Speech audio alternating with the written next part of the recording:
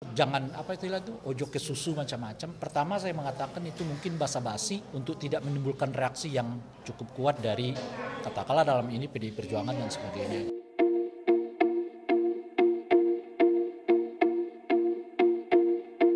Yang kedua saya sampaikan ojo ke susu.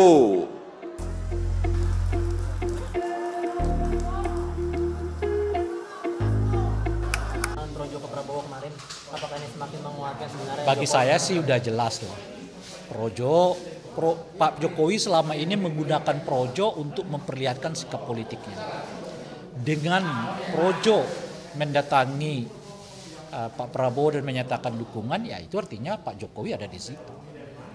Sudah nggak bisa lagi kita tafsirkan gitu. Tapi kenapa tadi misalnya, kenapa jangan apa istilah itu ojo ke susu macam-macam. Pertama saya mengatakan itu mungkin basa-basi untuk tidak menimbulkan reaksi yang cukup kuat dari katakanlah dalam ini PDI Perjuangan dan sebagainya. Nah yang kedua boleh jadi untuk menekan kemungkinan itu yang saya sebutkan tadi blok politik baru. Nah blok politik baru itu tadi kan PDI macam-macam dan seterusnya itu. Jadi Pak Jokowi jaga juga terus. Jangan sampai PDI merasa ditinggalkan macam-macam dan seterusnya. Tapi jejaringnya jalan terus kan. Kan Anda lihat dulu satu hari ketika Pak Jokowi di Rakernas PDI Perjuangan tuh kan kalau sudah dilantik langsung kerja. Kemudian calon presiden kita. Tapi malamnya samawi ke Pak Prabowo. Apa yang bisa dibaca dari ini gitu. Jadi di satu tempat dia seolah-olah ikut dengan Ganjar, tapi jejaringnya malah jalan ke Prabowo kan satu-satu kan yang dimulai oleh Samawi itu apa ulama pendukung Jokowi lah dan sebagainya. Dan terakhir itu adalah Projo. Menurut saya sudah selesai lah. Pak Jokowi berada di Pak Jokowi bersama dengan Pak Prabowo gitu. Nah itu yang saya sebut tadi. Pertanyaannya sekarang apa reaksi politik PDI terkait itu? Itu yang saya sebut lima skenario itu kan. Mulai dari menonaktifkan Kaisang, mempasifkan keanggotaan Pak Jokowi, lalu mengevaluasi keberadaan menteri mereka dan membentuk blok politik baru gitu. Nah itu menurut saya.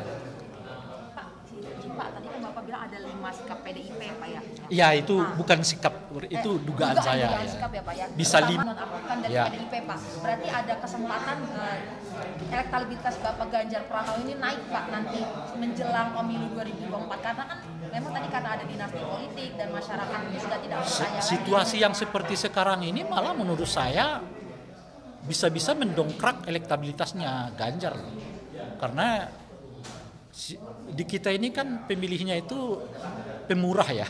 Kalau orang-orang terlihat dilecehkan, di prank gitu, itu malah simpati publik menguat.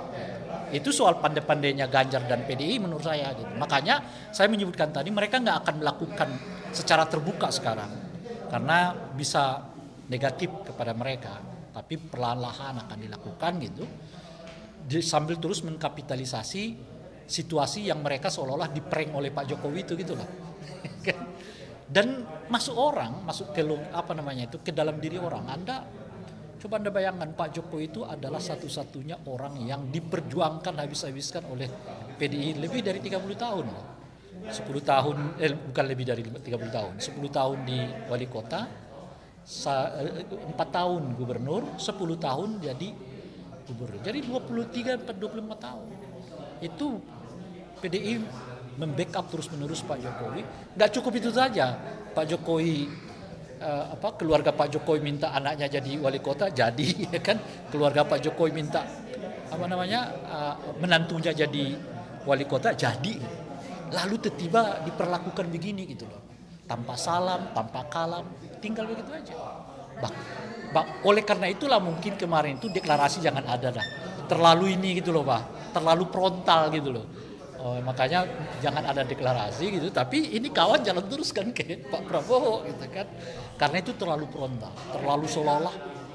Itu tadi, setelah hampir 23 tahun mereka backup, bukan hanya Pak Jokowinya, anaknya iya, menantunya iya.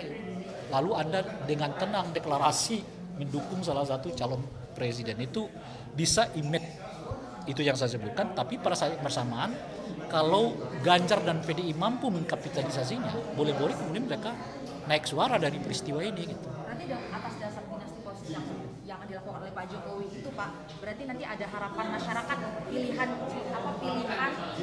capres selain dinasti politik itu ada di Ganjar gitu ya Pak? Ya itu kita nggak tahu. Ya. Itu yang saya sebut ini soal kemampuan kapitalisasi. Nah sejauh apa nanti kemampuan kapitalisasi Ganjar dan koalisinya untuk menaikkan elektabilitas mereka ya kita nggak tahu. Tapi peluang itu ada sekarang, itu yang mau katakan. Berarti nanti ada kalau misalnya ada keputusan MK. Sama dengan menurut saya dengan situasi begini belum tentu kehadiran Gibran dengan Pak Prabowo itu menaikkan elektabilitasnya. Belum tentu juga. Orang itu tadi kalau tidak reaksi negatif itu sekarang relatif umumnya adalah orang-orang yang dekat dengan Pak Jokowi yang bereaksi negatif terhadap situasi yang sekarang.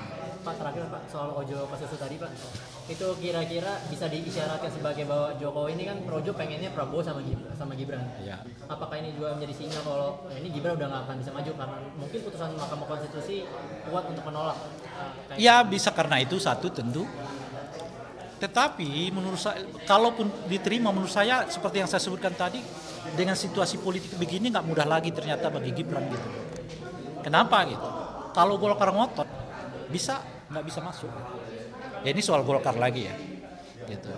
Nah yang kedua penerimaan publik terhadap situasi ini juga menurut saya merosot. Gitu.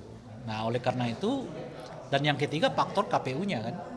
Kalau KPU ya merevisi ketentuan ini belum tentu diterima oleh Komisi 2 yang kemungkinan besar sesuai dengan yang saya sebutkan tadi itu ya 314 kursi itu kemungkinan besar menolak gitu. Jadi situasinya sekarang sudah nggak mudah bagi Gibran, nggak seperti yang mungkin dibayangkan sebelumnya gitu ya, kalau udah ketok langsung jadi gitu loh, nggak mudah. Ini salah satu kuncinya sekarang ada di Golkar, dia mau terima apa enggak gitu.